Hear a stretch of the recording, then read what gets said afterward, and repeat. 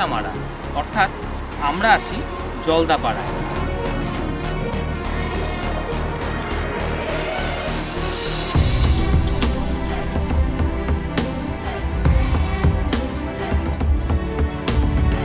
যতই হোক জঙ্গলে আছি তো একটু ভয় ভয় লাগছে।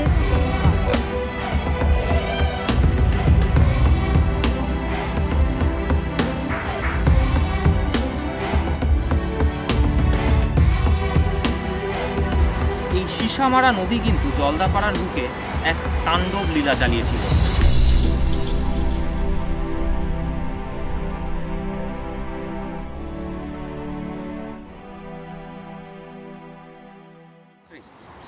Hi friends, welcome to U-Turn. আমরা এখন ঠিক কোন জায়গাটায় আছি আপনারা কি বুঝতে পারছেন? এই যে আমাদের পেছনে যে নদীটা দেখা যাচ্ছে, এই নদীটা হচ্ছে সিসামারা, অর্থাৎ আমরা আছি জলদাপাড়ায়। ঠিক আজ থেকে 2 সপ্তাহ আগে, মানে 14-15 দিন আগে, এই সিসামারা নদী কিন্তু জলদাপাড়ার বুকে এক তাণ্ডব লীলা চালিয়েছিল এবং তার নিদর্শন আপনারা দেখতেই পাচ্ছেন। চারিদিকে ছড়িয়ে ছিটিয়ে আছে কাঠের গুঁড়ি। আমরা এই যে রিসর্টে আছি, শুধু সেটাই নয়, ম্যাক্সিমাম এখানকার ঠিক এই সিসামারার নদীর গা দিয়ে যে বাঁধটা চলে গেছে তার ঠিক গায়ের যে কটা রিসর্ট আছে, অধিকাংশ রিসর্টের ভেতরে কিন্তু কোমর পর্যন্ত জল ছিল। হ্যাঁ, জল এখন কোথাও নেই, একদম সেফ। এই যে আমরা এসছি, আমরা যে রিসর্টে আছি, রিসর্টের ছবি আপনাদেরকে দেখাবো। জল নেই, কিন্তু কাদা, সেই কাদা কিন্তু অধিকাংশ জায়গাতে রয়ে গেছে। এমনকি কিছু কিছু জায়গাতে সেই কাদাটা শুকিয়েছে, মানে পা ফেলা যাচ্ছে। যাই হোক, আমাদের এবারের এই জলদাপাড়ার এই ট্রিপে আপনাদেরকে দেখাবো জলদাপাড়ার জঙ্গল সাফারি এবং জলদাপাড়াতে আপনারা যদি আসেন কোন কোন রিসর্টে আপনারা থাকতে পারেন এবং যাতায়াতের খরচ কত বা রিসর্টের খরচ কত, কি খাবেন, শুধুমাত্র সাফারি হবে নাকি তার সঙ্গে অন্য আরও কিছু, এই সব কিছু নিয়েই আমাদের এবারের ভিডিও ট্রিপ টু জলদাপাড়া।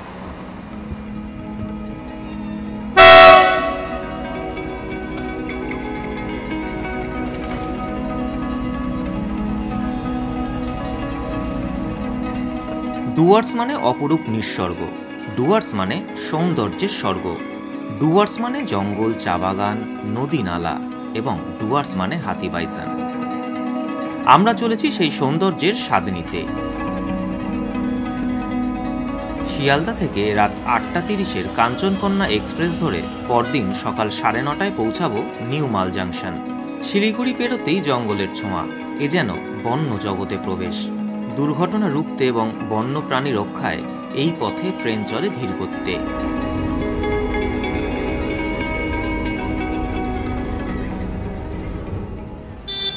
নিউমাল জংশনে পৌঁছেই দেখলাম গাড়ি নিয়ে হাজির কাশীনাথ দা। ঝটপট গাড়িতে উঠেই রওনা দিলাম, যাব জলদাপাড়া।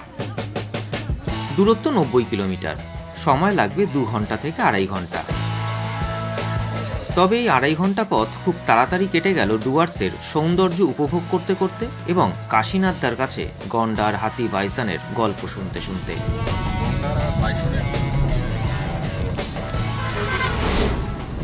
ওটা কোথায় হয়েছিল? চিলাপাতায়। ওই জানলাটা খোলা আছে না, ওই জল উঠছে, এই যে জানলাগুলো থেকে পুরো জল থই থই হয়ে গেছে। এগুলো জল, পুরোটা জল। বোট নামিয়ে দিয়েছিল এখানে না, ওই সামনে। এসে পৌঁছালাম জলদাপাড়া বনান্ত নিবাসে। গাছগাছালিতে ঘেরা প্রকৃতির কোলে এই হোমস্টে। প্রথম দর্শনে একটা ভালো লাগা তৈরি হয়ে গেল। দোতলার উপরে আমাদের রুম, সামনে লম্বা ব্যালকনি, গা দিয়ে বয়ে চলেছে সিসামারা নদী, আর নদীর ঠিক অপর প্রান্তে জলদাপাড়া অভয়ারণ্য। ভাগ্যে থাকলে বনান্ত নিবাসের ব্যালকনিতে বসেই হয়ে যেতে পারে গন্ডার, বাইসন বা হাতির দর্শন।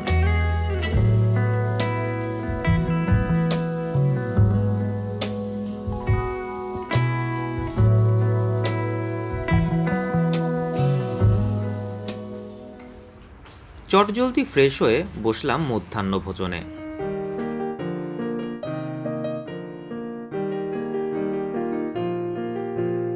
সুন্দর করে প্লেট সাজিয়ে খাবার পরিবেশনের দায়িত্ব সঞ্জয়দার। পদে পদে বাঙালিয়ানার ছোঁয়া।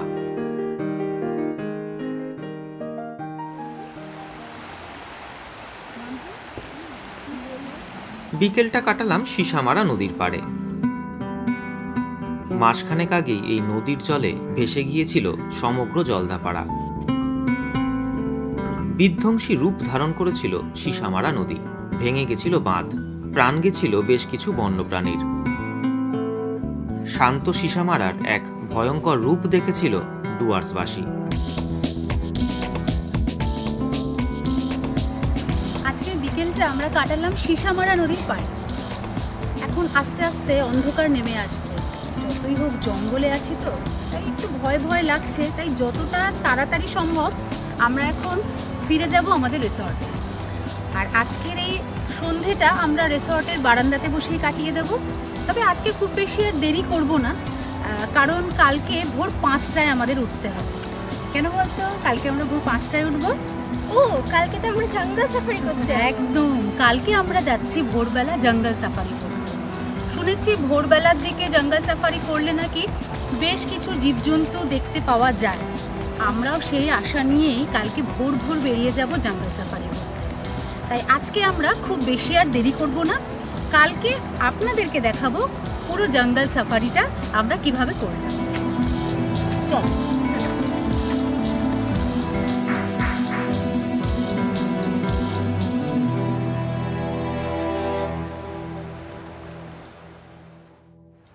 এখন বাজে ভোর 4:30। আমরা যাচ্ছি জঙ্গল সাফারি করতে। দেখি কার কার দেখা পাই। চলুন।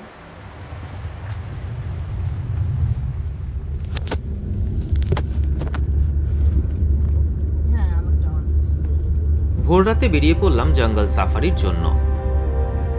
পৌঁছে গেছি আমরা এই সাফারি পয়েন্টে। পারমিট পয়েন্টে আসতে সময় লাগলো 15 থেকে 20 মিনিট। পারমিটের জন্য লাগবে প্রত্যেকের ভোটার বা আধার কার্ডের ফটোকপি।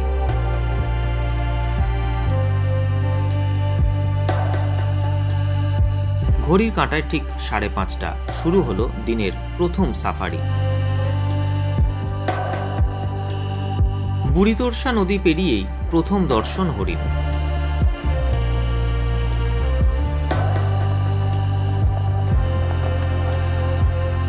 চিড়িয়াখানায় পশু পাখি দেখা আর জঙ্গল সাফারিতে এসে বন্য প্রাণী দর্শনের মধ্যে বিস্তর ফারাক। জলদাপাড়া বিখ্যাত গন্ডার এবং হাতির জন্য। ভাগ্যে থাকলে খুব কাছ থেকেই তাদের দর্শন মিলবে। গাইডের সাথে কথা বলে জানতে পারলাম হাতি বা গন্ডার দেখার সব থেকে ভালো সময় ভোর অথবা বিকেল। জঙ্গল সাফারির টাইম টেবিল এবং খরচ সংক্রান্ত তথ্য পেয়ে যাবেন আমাদের ডেসক্রিপশন বক্সে।